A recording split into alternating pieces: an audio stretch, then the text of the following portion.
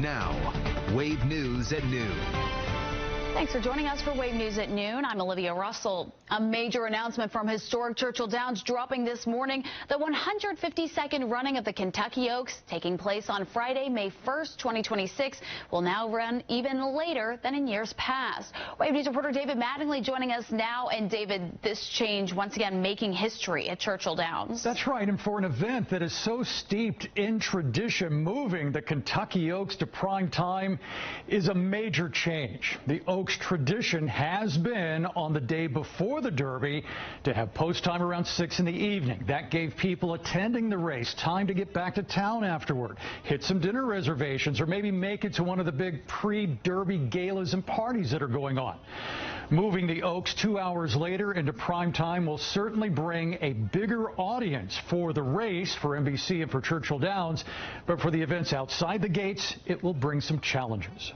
So the day isn't longer. We're not extending the day. The gates will open at 11. The first post time will be at 12:30. So that entire undercard of racing will just shift a bit. So now is an opportunity to introduce a brunch culture. When you think of like ladies in fashion, you think of brunch. So we're hoping that we can introduce a concept around that. But yeah, you can sleep in a little bit. Because of course now everyone's going to Derby too.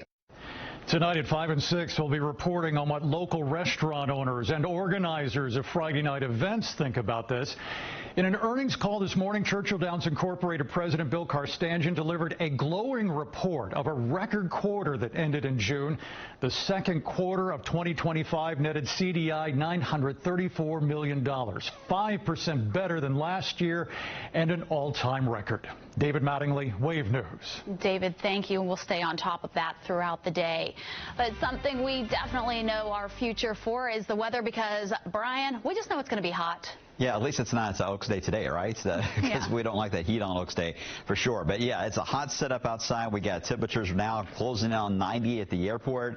These folks got the right idea. Stay cool today, whether you're in the water or near the AC.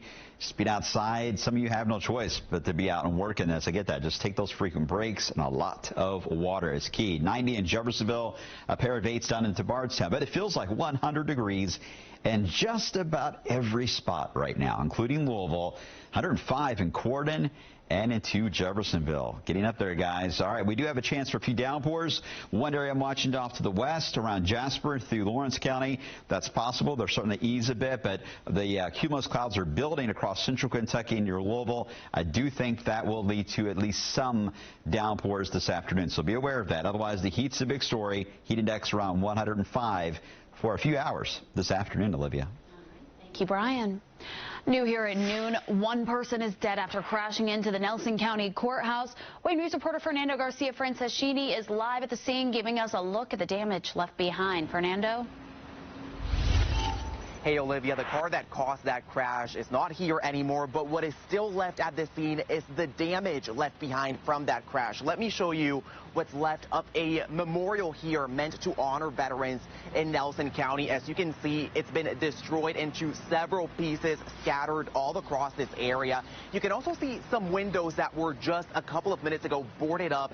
Those windows were blown out because of the crash. And down here to the left of us, you can see parts of what seems like it could have been the car that caused that crash. Again, just giving you a sense as to how destructive that car crash was to this part, the eastern part of the Nelson County Courthouse. I do want to show you some video that I do believe we have from one of our SkyTrack cameras. Now, you can't see the actual crash from that video, but you can see a plume of smoke following that crash. This happened just after midnight early this morning. We also have some photos from the Nelson County Emergency Management showing the aftermath of that crash. According to the Bardstown Police Department, the driver of a Chevrolet Malibu hit the east side of the courthouse. The driver died there at the scene. That name hasn't been released yet. And as of right now, it's still unclear what exactly caused that vehicle to crash into the building. And police are still investigating and asking anyone with information to contact them or to call their anonymous tip line. Reporting live in Bardstown, Fernando Garcia-Franceschini, Wave News. Fernando, thank you.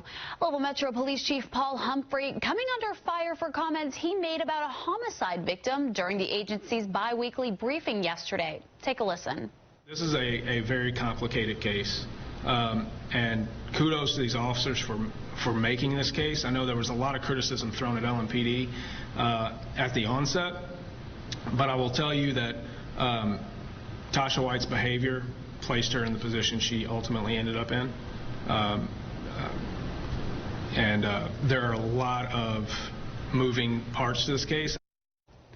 The chief was talking about LaTasha White. She was reported missing on May 1st and found dead around Newport Road 10 days later. She had been shot to death.